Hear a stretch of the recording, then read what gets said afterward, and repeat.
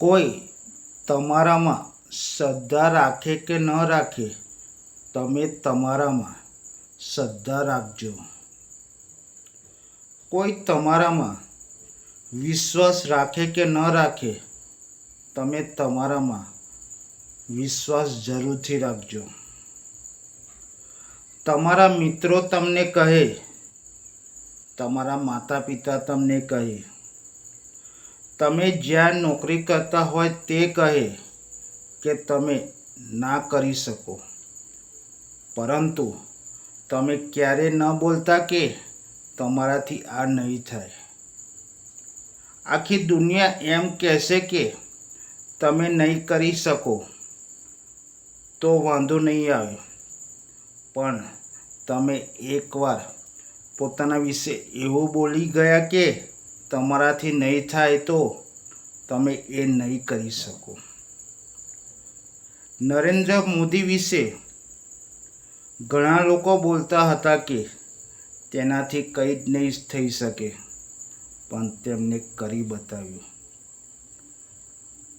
આટલા બધા લોકો બોલતા હોય તેમની વચ્ચે તમે પોઝિટિવ રહો તો તમે ચોક્કસ કરી શકશો.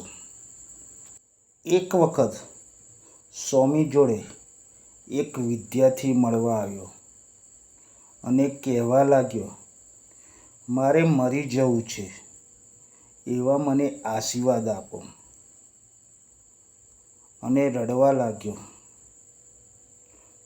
સ્વામીએ તેને બેસાડ્યો અને પાણી પીવા માટે આપ્યું અને પૂછ્યું, શું થયું? તારે કેમ મરી જવું છે? ત્યારે વિદ્યાર્થી કહેવા લાગ્યો કે મારે પરીક્ષા નજીક આવી રહી છે. બાયોલોજી, કેમિસ્ટ અને ફિઝિક્સ તેના 100 માર્ક્સ પણ થતા નથી. ત્યારે સ્વામીએ કહ્યું કે તારાથી જેટલું થઈ શકે તેટલી પૂરેપૂરી મહેનત કર, એમાં મરી શેનું જવાનું?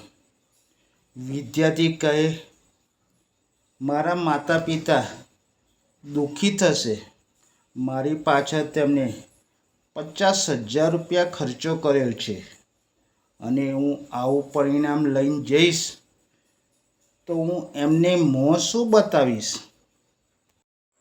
એટલા માટે મારે મરી જવું છે. આને આધુનિક શ્રવણ કહેવાય. પછી સ્વામી કહે કે તું ખરાબ પરિણામ લાવીશ તો તેના સમાચાર મળશે તો પણ તેઓ દુઃખી થવાના, ને તું મરી જઈશ તો પણ તે સમાચાર પણ તેમને મળવાના, તો તેમાં તે વધારે દુઃખી થશે. અને જો તારે દુઃખી કરવાના જ હોય તો જેમાં ઓછા દુઃખી થતા હોય તેવું કંઈક કર ને. પછી છોકરો વિચાર કરવા લાગ્યો અને સ્વામીએ તમામ વિદ્યાર્થીઓને કહ્યું કે ક્યારે નેગેટિવ વિચારવું નહીં. પરીક્ષા પહેલાં તો મરવાનો સંકલ્પ પણ ન કરવો અને પરીક્ષા પછી પણ ક્યારેય નેગેટિવ વિચારવું પણ નહીં. દુનિયામાં જે જીવે છે એ જ કંઈક કરી શકે છે. મરી ગયેલા તો સળગી જાય છે અને રાખ થઈ જાય છે.